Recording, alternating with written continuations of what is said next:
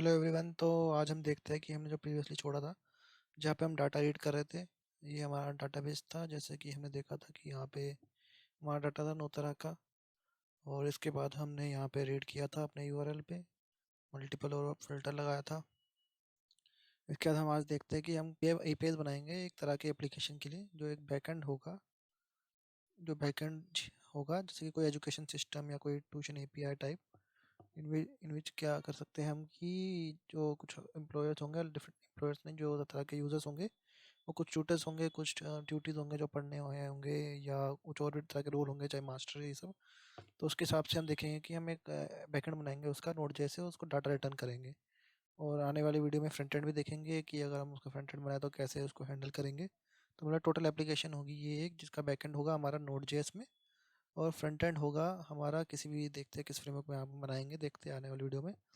और बस और इसके अलावा हम देखते हैं कि हमने सबसे मेन पार्ट होता है कि डाटाबेस बनाना। हम डाटाबेस कैसे बनाएं इसके लिए, कोई मान लो कि ट्यूशन एपीआई है, तो अभी देखते हैं कि हम दो चार हम कैसे रिलेशन बना सकते हैं। रिलेशन तो होते नहीं है इसमें, तो उसका कोई ऑप्शन देखते हैं कैसे कर सकते हैं। तो हम सबसे पहले टेबल सोचते हैं पहले कि ट्यूशन या जो भी एजुकेशन ट्यूशन जो भी है, नाम से देखेंगे बाद में। उसमें सबसे पहले क्या होना चाहिए, मतलब कि जिससे दोनों कोरिलेट कर पाए, चाहे हमारे ट्यूटर्स को पढ़ाने वाले हो या पढ़ने वाले हो। तो मेन चीज़ होगी हमारी सब्जेक्ट होगी मेन चीज़, क्योंकि पढ़ाने वाला सब्जेक्ट चुनेगा तो उसके नीड के हिसाब से ट्यूशन जो लेने आएगा वो भी सब्जेक्ट के हिसाब से आएगा।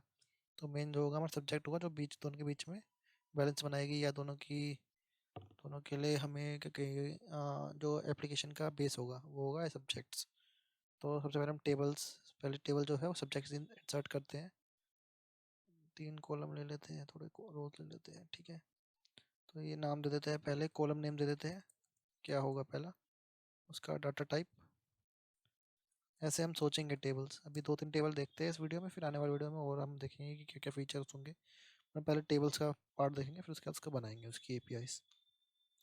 और इसके बाद होगा कि नलेबल है या नहीं, कि मतलब कि नल वैल्यू हम भेजनी चाहिए या नहीं भेजनी चाहिए। तो सबसे पहले तो सब्जेक्ट नेम ही होगा इसमें, जिसका टाइप होगा मोंगोडीबी हम यूज़ करें तो स्ट्रिंग टाइप होगा। नलेबल तो नहीं होगा ये।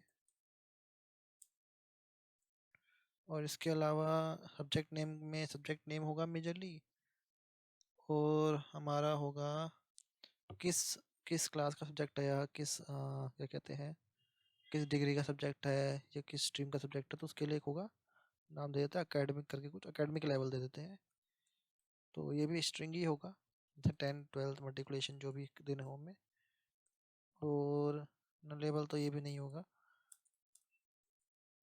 और इसके अलावा हम सोचे कि ये मेन दो चीज़ें, ट्यूशन जो लेने आएगा या जो पढ़ाएगा वो पहले देखेगा ना कौन सी क्लास को पढ़ाना है, कौन सी क्लास के सब्जेक्ट को पढ़ाना है। तो ये दो फील्ड तो होनी ज़रूरी है हमारी इसके लिए।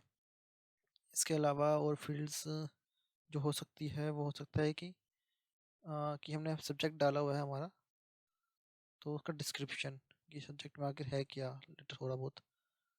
तो ये भी स्ट्रिंग ही होगा। ये नलेबल हो सकता है कि इसकी कोई हमें कुछ मैंडेटरी नहीं है, सब्जेक्ट और क्लास के नाम से हमें पता लग जाएगा क्या सब्जेक्ट होता है। लेकिन इसको भी हम नो ही कर देते हैं, क्या हम अलग अलग तरह के बोर्ड होते हैं सब्जेक्ट के, तो वो बोर्ड का नाम हम इसमें डाल सकते हैं डिस्क्रिप्शन में।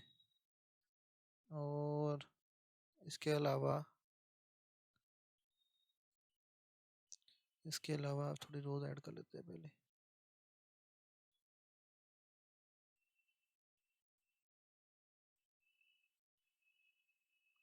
एक जो है हम रख लेते हैं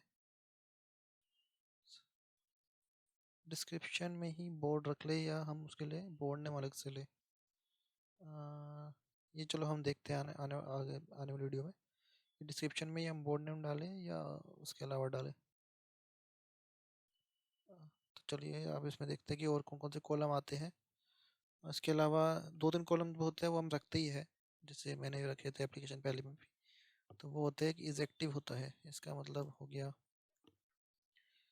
कि ये वाला सब्जेक्ट अभी हमारा जो है एप्लीकेशन में यूज़ होगा या नहीं होगा। इसका डिफ़ॉल्ट ट्रू रखते हैं। ये नोट्स है थोड़े जो हमें बाद में काम आएंगे जब हम क्रिएट करेंगे डाटाबेस। बाकी नलेबल तो नोट नोट ही होगा। इज एक्टिव हो गया। बाकी दो और फील्ड होती है, क्रिएटेड ऑन, कब क्रिएट हुआ था ये एंट्री, तो इसका डेट ही टाइप होगा। और ये होगा, इसमें भी नो ही है क्योंकि इसका डिफ़ॉल्ट जो होगा वो करंट डेट होगा, तो इसमें हमेशा वैल्यू आएगी। और एक अपडेटेड ऑन, जब भी हम मान लो कि हम इसे अपडेट करते हैं इस फील्ड को, तो इसमें भी ये क्या होगा, अपडेटेड ऑन का टाइम आएगा। ये हो सकता है नल लेवल क्योंकि इसकी इसमें एंट्री बाद में आएगी। इनिशियली ये नल होगा या कुछ भी एंड वाले दे सकते हैं, तो हम इसको नल लेवल रखते हैं। तो ये हो गया हमारा हमारा एक पहला टेबल हो गया जिसका नाम था हमारा सब्जेक्ट्स। इसके अलावा एक यूज़र तो होता ही है, टेबल जो हर में होता ही है, वो उसके बाद में बनाएंगे। पहले इसके साइड्स टेबल्स बना लेते हैं। जैसे सब्जेक्ट हो गया, यूज़र की टेबल तो वो भी थोड़ी बड़ी होगी तो उसका एक्सप्लेनेशन में टाइम लगेगा, तो अगली वीडियो में देखते हैं यूज़र वाला टेबल। एक होता है हमारा यूज़र रोल का टेबल होता है कि क्या रोल होगा यूज़र का। ठीक है, उसके कॉलम बना लेते हैं पहले। एक डॉक्यूमेंट है, फिर डॉक्यूमेंट के हिसाब से हम टेबल्स बनाएंगे, मतलब मोंगोडीबी में डॉक्यूमेंट्स बनाएंगे, टेबल डॉक्यूमेंट जो बोलना चाहो आप।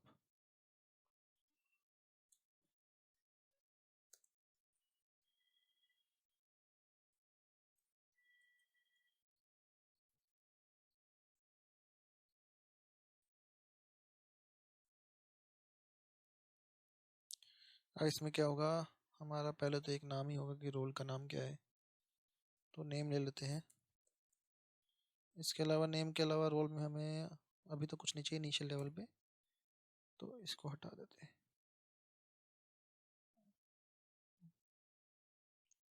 डिलीट तो नहीं हो रहा है ऐसे। अम्म,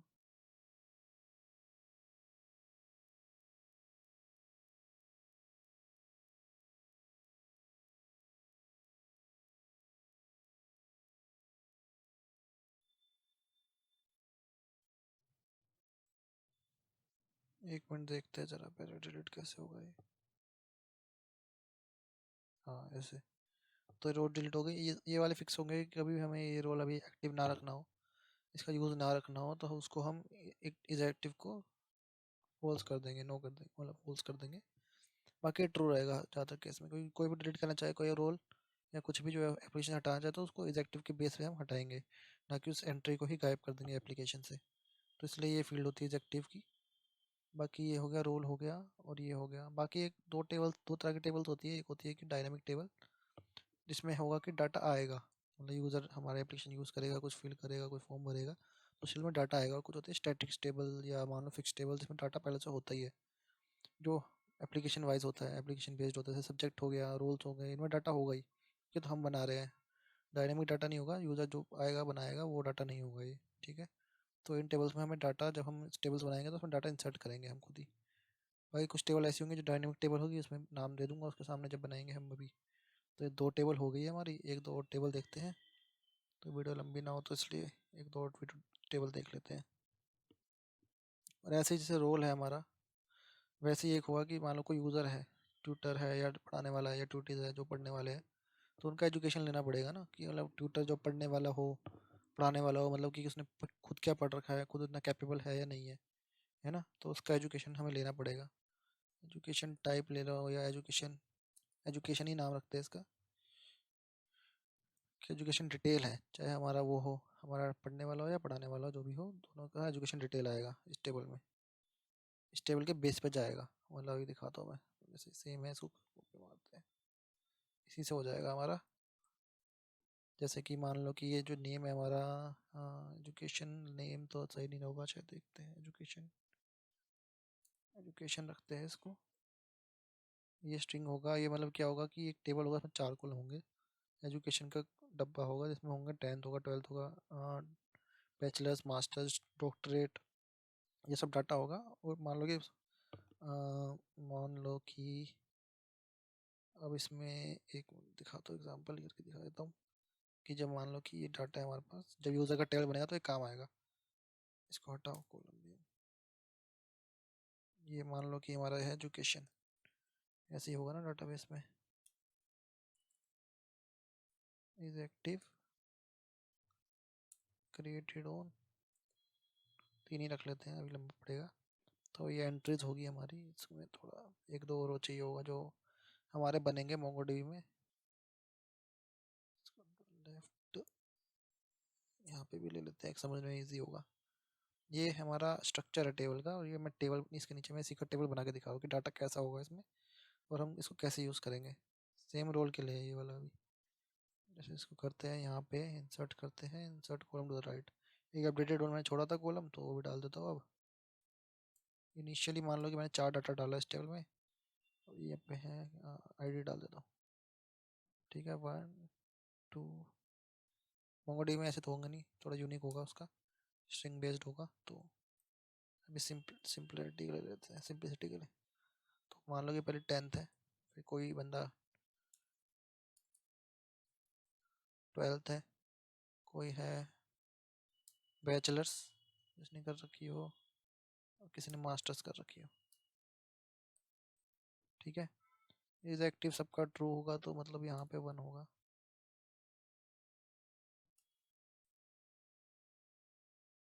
वन या ट्रू कुछ भी होगा, देखेंगे मोंगोडीबी में क्या लेता है। ऐसे तो एसक्यूएल में मोंगो ये लेता था 1। यहाँ पे टाइम होगा, कुछ भी टाइम। इसको हटाओ, हटाते हैं, इसको भी हटाते हैं, मान लेते हैं ये कुछ रैंडम टाइम डाल देते हैं 8:30। मान लो ये टाइम है, ठीक है, कौन सा लिखेगा टाइम ना। चलो डाल ही देते हैं, हटाओ यार, टाइम थोड़ा बेटर लगेगा। 14 ऐसे करके कुछ होगा, सब में सेम डाल देते हैं, थोड़ा बेटर होगा इससे, लेकिन अभी के लिए ठीक है। तब ये मान लो कि 10 12 बैचलर्स मास्टर की आईडी है 1 2 3 4। अब मान लो जब हम यूज़र टेबल बनाएंगे तो उसके सामने उसकी आईडी डाल देंगे कि अगर मान लो कि किसी ने, कोई यूज़र आया, इसने यूआई पे सिलेक्ट किया है, हमको ये ऐसा हम ना उसको ड्रॉप डाउन दिखाएंगे जैसे टेबल वाला फ्रंट एंड पे। तो उसने सेलेक्ट किया कि मैंने बैचलर्स की है इस टेबल के ड्रॉप डाउन से, तो उसकी क्या होगी, उसकी यूज़र टेबल में आईडी जाएगी उसकी एजुकेशन आईडी 3। तो इस हिसाब से हम उसका डाटा रखेंगे, मतलब वहाँ तो आईडी जाएगी, यहाँ पे डाटा होगा।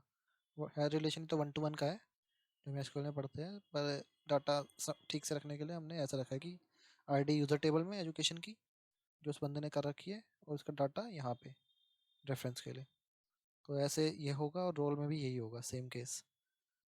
तो आगे इस वीडियो में तो अभी इतना ही रखते हैं, आने वाली वीडियो में और टेबल्स देखते हैं। और रोल्स तो है ही है, रोल्स और एजुकेशन के ऐसी आईडी जाएंगी यूज़र टेबल में, और ये सब्जेक्ट की भी आईडी यूज़र टेबल में ही जाएगी, क्योंकि ये उनकी प्रेफरेंस होगी कि हमें कौन सा सब्जेक्ट पढ़ाना है, ये कौन सा नहीं, इसमें से जाएगी। एक से ज़्यादा आईडी जाएंगे, क्योंकि सब्जेक्ट तो एक बंदा 4 ही पढ़ा सकता है, 10 ही पढ़ा सकता है। तो वहाँ पे एरे होगा इसका, मोंगोडीबी में एरे होता है। और वैसे क्या होता है, वैसे अगर हमारा नॉर्मल एसक्यूएल होता है तो उसमें होता है कि हम टेबल बना लेते हैं जब भी मैन टू मैन का रिलेशन होता है, मतलब कि एक से ज़्यादा है ना। यहाँ पे क्या है, एक बंदा एक ही पढ़ाई करेगा, मास्टर करेगा, बैचलर करेगा, तो 1 to 1 का होगा। और यहाँ पे एक से ज़्यादा कर सकता है वो, तो इसलिए वहाँ पे हम एरे देंगे, और ये मैन टू मैन का केस आ जाता है, या मैन टू वन का केस आ जाता है। मेरे ख्याल से मैन टू मैन ही है ये। बाकी इसके अलावा इसमें हम टेबल बनाते हैं एसक्यूएल में अलग से कि एक बंदा क्या क्या पढ़ाना चाहता है, उतनी एंट्रीज। पर यहाँ पे ऐसा नहीं है, तो हम इसका एरे डाल देंगे कि एक एरे में आईडी डाल देंगे एक यूज़र के लिए कि 10 आईडीज़ है, ये पढ़ाना चाहता है या ये पढ़ना चाहता है। उस बेस पे हम डाटा कैलकुलेट करेंगे। तो आई गेस मेरे इस वीडियो के लिए तो काफ़ी हो गया। आगे वीडियो में देखते हैं कि हम कैसे और टेबल्स बनाते हैं और कैसे रिलेशन इसमें स्टैब्लिश करते हैं। बाकी इसको सेंटर कर देते हैं, अभी नाम देखेंगे। अभी पहले टेबल्स बना लेते हैं। मेन एजुकेशन हो गई है, रोल्स हो गए हैं, और सब्जेक्ट हो गए। तो देखते हैं आने वाली वीडियो में। इस वीडियो के लिए इतना ही।